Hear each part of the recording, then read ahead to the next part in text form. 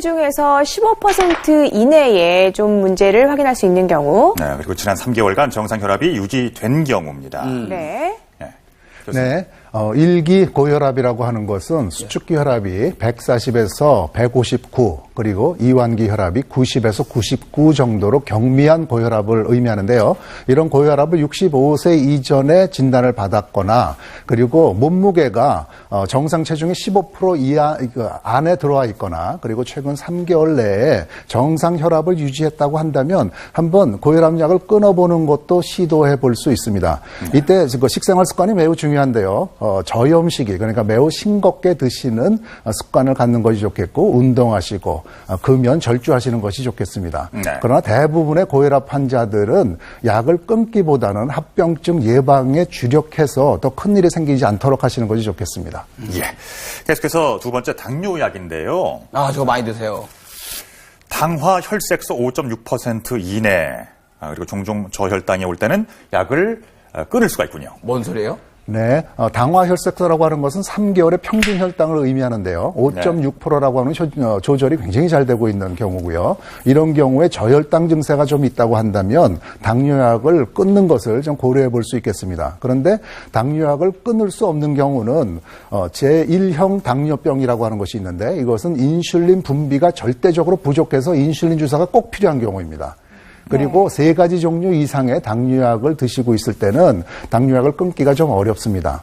하지만 이 경우도 철저하게 생활습관 관리를 하면 약의 용량을 줄일 수 있으므로 체중을 한 7% 줄이시고, 그리고 일주일에 150분 이상의 운동을 꾸준히 지속하시는 것이 좋겠습니다. 네. 자, 일단 이런 질환이 있으신 분들은 이런 기준이 어떤지 알고 계실 테니까요. 자, 세 번째 고지혈증 약입니다.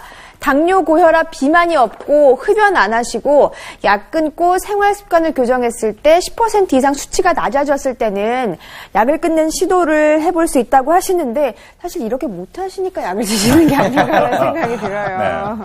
예, 고지혈증 약을 드시는 분들 중에서 고혈압이나 당뇨나 비만이 없고 흡연을 하지 않으면 동맥경화의 위험이 적거든요. 이러신 분들이 생활 습관을 해가지고 한 10% 정도 지지를 떨어뜨릴 수 있다고 한다면 약을 충분히 끊을 만한 그런 소질을 갖고 계신 분들입니다.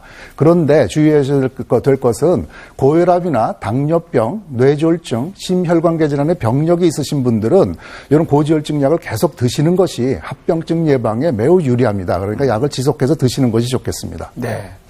약 끊는 게 좋다고 얘기들 하고 끊을 수 있다. 만성질환 약도 끊을 수 있다라고 저희가 얘기했다고 해서 끊어야지 무조건 끊는 게 아닙니다. 저기 기준이 엄격하게 있으니까 꼭 전문의하고 상담을 받아보시고 결정하셔야 될 것 같습니다. 네, 이 교수님.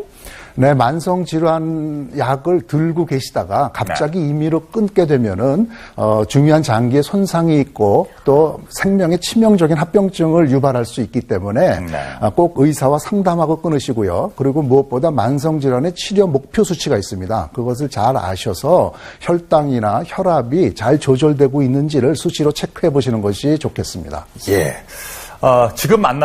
이번에 만나볼 분은요, 당뇨병으로 인해서 당뇨병 약을 하루에 6알을 넘게 드셨다고 해요. 한데 생활 습관을 건강하게 교정하고 난 후부터는 한두 알 정도로 줄일 수가 있었다고 하거든요. 성공 사례 직접 보겠습니다.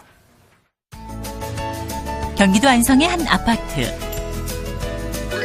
올해 72의 나이에도 불구하고 늘 운동과 함께 한다는 오늘의 주인공, 한재은 씨를 찾았습니다. 당뇨를 발견하고 난 다음부터 그냥 가만히 있으면 안 되겠다. 운동밖에 약이 없다.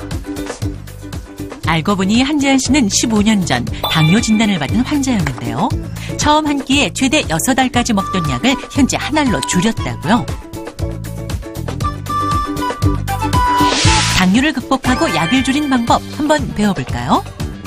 당뇨 극복 비법 첫 번째, 실내에서 손쉽게 하는 근력 운동입니다.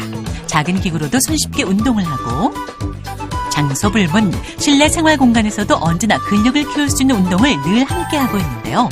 특히 당뇨 환자에게 근력 운동이 큰 도움이 된다네요. 추운 날씨에도 불구하고 집을 나선 한재은 씨. 뭐 하시는 걸까요? 바로 당뇨 극복 비법 두 번째, 자전거 타기입니다.